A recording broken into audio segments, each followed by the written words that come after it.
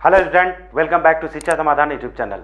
तो बच्चों, आज काउंसलिंग के बारे में आपने देखा होगा कि मोस्टली काउंसलिंग चल रही है। तो आज हम काउंसलिंग के बारे में एक क्विकली अपडेट आपको बताने वाले हैं, एक समराइज फॉर्म में बताने वाले हैं। तो बेसिकली आपको काउंसलिंग में किन चीज़ों पर फोकस करना है। तो सबसे पहले हम ऑलरेडी अर्लियर वीडियो में डिस्कस किए थे कि कैसे आपको स्टेट लेवल की जो काउंसलिंग्स होती हैं आपको कहाँ कैसे चूज़ करना है, इसके बारे में ऑलरेडी डिटेल में बात किया है। तो आज हम एक समराइज फॉर्म में ये देखना चाहते हैं, क्विकली एक तरह से देख रहे हैं कि काउंसलिंग कैसे करना है, आपको क्या फोकस रखना चाहिए। तो आप देखेंगे कि बीटेक में एडमिशन्स के लिए बहुत बार हमने डिस्कस किया कि मोर देन 30 काउंसलिंग्स होती है। तो बहुत सारे आपके बच्चों में क्वेरी होगा कि ये 30 काउंसलिंग्स कौन सी होती है, बहुत के बच्चों को नाम को नहीं पता होता है। तो सिंपल सा आपको हम बताने जा रहे हैं कि 30 काउंसलिंग्स कैसे आप देख सकते हो। हर स्टेट का लगभग काउंसलिंग्स होता है, तो वहाँ पर आप अपने इंटरेस्ट के अकॉर्डिंग चूज कर सकते हो। जितने भी डीम्ड यूनिवर्सिटी हैं आपका उसका एग्जाम होता है, वहाँ पर भी आप अपनी काउंसलिंग को चूज कर सकते हो अगर आप इंटरेस्टेड हो। कॉलेज लेवल का बहुत सारे कॉलेजेस हैं जो कि अपनी काउंसलिंग्स होती हैं, इसको भी आप चूज कर सकते हो। या जोसा की जो काउंसलिंग होती है IIT, NIT, triple IT, mostly बच्चों को इसके बारे में तो सबसे ज़्यादा आपको नॉलेज होती है या आपको पता होता है। तो इसकी भी काउंसलिंग कहते हैं। 107 कॉलेजेस हैं बीटेक के लिए और इसमें अलग से काउंसलिंग होगी। तो इसमें आईआईटी, एनआईटी, ट्रिपल आईटी में जो बच्चे एडमिशन लेना चाहते हैं, तो ये सारी देखेंगे तो ये 30 प्लस के ऊपर काउंसलिंग्स हो जाती है जहां पर कि आप एडमिशन ले सकते हो बीटेक के लिए अपने चॉइसेस के अकॉर्डिंग। नेक्स्ट हम देखते हैं, अर्लियर वीडियो में ऑलरेडी आपसे डिस्कस किया था टॉप 20 कॉलेजेस के बारे में, सीएस के बारे में, अदर ब्रांचेस के बारे में ऑलरेडी हमने डिटेल में डिस्कस किया है। तो आप हमारे जो यूट्यूब चैनल पर आप देख सकते हो कि पुराने जो हमारे वीडियो हैं ऑलरेडी इसकी रैंक वाइज आपको दिया हुआ है। जैसे टॉप यूपी के कॉलेजेस कौन से हैं, top NIT, triple IT, GFTI में कौन से कॉलेजेस हैं, उनके सीएस का कट ऑफ क्या है, या टॉप कर्नाटका के कॉलेजेस कौन से हैं, इसके बारे में डिटेल में दिया हुआ है। महाराष्ट्र के कौन से कॉलेजेस हैं, इस तरह और भी स्टेट्स के कॉलेजेस आपको दिया हुआ है। बिटसेट, थापड़ हो गया, जैक हो गया। तो जितने भी टॉप कॉलेजेस हैं टॉप 20 स्टेट वाइज, उसके आपका डिटेल में डिस्कस किया हुआ है। तो आप उसका रेफरेंस ले सकते हो अपने काउंसलिंग के लिए। और इन सभी का लिंक हम ये YouTube चैनल के डिस्क्रिप्शन बॉक्स में शेयर कर देते हैं, डायरेक्टली भी आप देख सकते हो या चैनल पे आप ब्राउज कर सकते हो।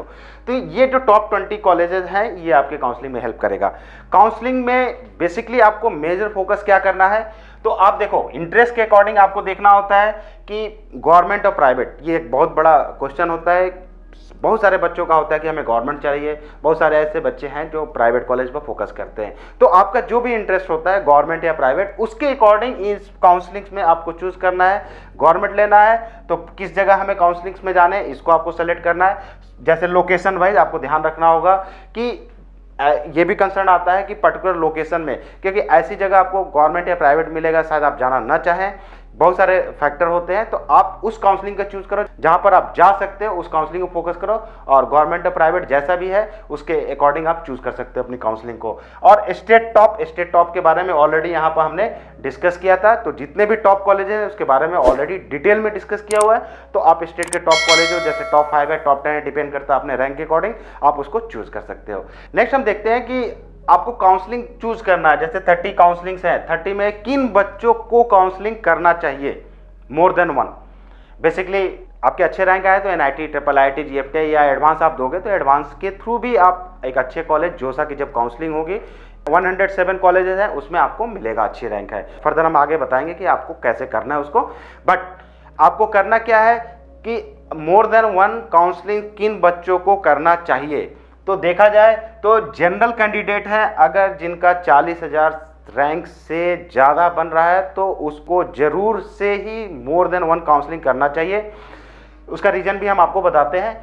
ईडब्ल्यूएस ओबीसी है, अगर 50,000 से रैंक ज़्यादा है, दैट मीन्स 50,000 से ज़्यादा है, तो भी उनको मोर देन 1 काउंसलिंग करना चाहिए। और एससी में लगभग 70,000 रैंक है, उनको भी मोर देन 1 काउंसलिंग करना चाहिए। और एसटी में है तो उनको 1 लाख से ज़्यादा रैंक है, उनको मोर देन 1 काउंसलिंग करनी चाहिए। रीज़न क्या है इसका, देखो आपको इस रैंक पर एनआईटी, ट्रिपल आईटी वगैरह में कुछ ना कुछ ऑप्शन जीएफटीआई में मिल रहे होंगे, इस रैंक पर जरूर आपको मिल रहे होंगे, लेकिन आपके पास एक बैकअप प्लान होना चाहिए। क्योंकि होता क्या है कि आप इस रैंक पर जाओगे, आपको lower NIT, triple IT, GFTI मिल रहा है, और ये आपको कब पता चलेगा, ये पता चलेगा प्रॉब्ली थर्ड को आपका एग्जाम है जैसा कि जेईई एडवांस का, उसके बाद आपकी काउंसलिंग पॉसिबली 15 अक्टूबर के बाद स्टार्ट हो सकती है। तो जब काउंसलिंग होगी, काउंसलिंग अगेन 10-15 दिन चलेगा, तो आपको जो है अक्टूबर के लास्ट या नवंबर के फर्स्ट वीक में आपको जाकर मालूम होगा कि एनआईटी, ट्रिपल आईआईटी, जीएफटीआई में आपको मिल क्या रहा है। लेकिन जितनी स्टेट्स यूनिवर्सिटी लेवल की काउंसलिंग की बात किया या टॉप 20 की कॉलेजों का बात किया, इन सब की काउंसलिंग पहले ही फिनिश हो जाएगी। दैट मीन्स आपका बहुत बड़ा लॉस है कि आपको लास्ट में ये पता चलता है कि ये अच्छा कॉलेज था, इस स्टेट में आपका अच्छा कॉलेज था, आपके रैंक पर मिल सकता था, लेकिन आपने नहीं लिया। तो आपको एज अ बैकअप एक काउंसलिंग करना मस्ट है। जो भी आप गवर्नमेंट, प्राइवेट या लोकेशन या जैसे भी आपकी इंटरेस्ट होता है, हम टाइम टू टाइम आपको बताते रहेंगे कैसे मूव करना है। तो इसमें आपको जरूर सेलेक्ट करना चाहिए, बैकअप रहेगा तभी आप जोसा वगैरह में आप उसमें रिस्क ले सकते हो। तो जरूरी है कि इस रैंक जनरल के लिए 40, ईडब्ल्यूएस ओबीसी के लिए 50 और एससी के लिए 70,000, एसटी के लिए 1 लाख। तो इस रैंक का आप ध्यान रखिए, इतना अगर रैंक है आपको मिल रहा है कॉलेजेस, फिर भी आपको मोर देन 1 काउंसलिंग करना चाहिए। किसी भी एक काउंसलिंग पर किसी भी बच्चों को डिपेंडेंसी नहीं बनाना चाहिए। हमने पास्ट में देखा है बहुत सारे ऐसे रीजन है कि लास्ट में जाकर कभी ऐसा कुछ रीजन हुआ और किसी वजह से आपको कॉलेज मिला, लेकिन आपका डॉक्यूमेंट वेरिफिकेशन या कोई और रीजन हुआ और वो आपका फेल हो गया। दैट मीन्स आपका पूरा का पूरा साल खराब हो सकता है। तो आपको फोकस करना है मोर देन 1 काउंसलिंग, और खासकर मैंने जो रेंज आपको बताया है उससे कम रेंज पर बेसिकली एनआईटीज वगैरह अच्छे मिल जाएंगे। कुछ ऐसे बच्चे हैं जिनके इससे कम रैंक है, फिर भी वो चाहते हैं ऑप्शंस, तो वो भी सेलेक्ट कर सकते हैं। बट इनको लगभग देखा जाए हमारे हिसाब से मैंडेटरी है कि मोर देन 1 काउंसलिंग करना चाहिए। केवल डिपेंडेंसी आपको जोसा पर नहीं रखना चाहिए। शिक्षा समाधान, simplifying admission process. Download the app now.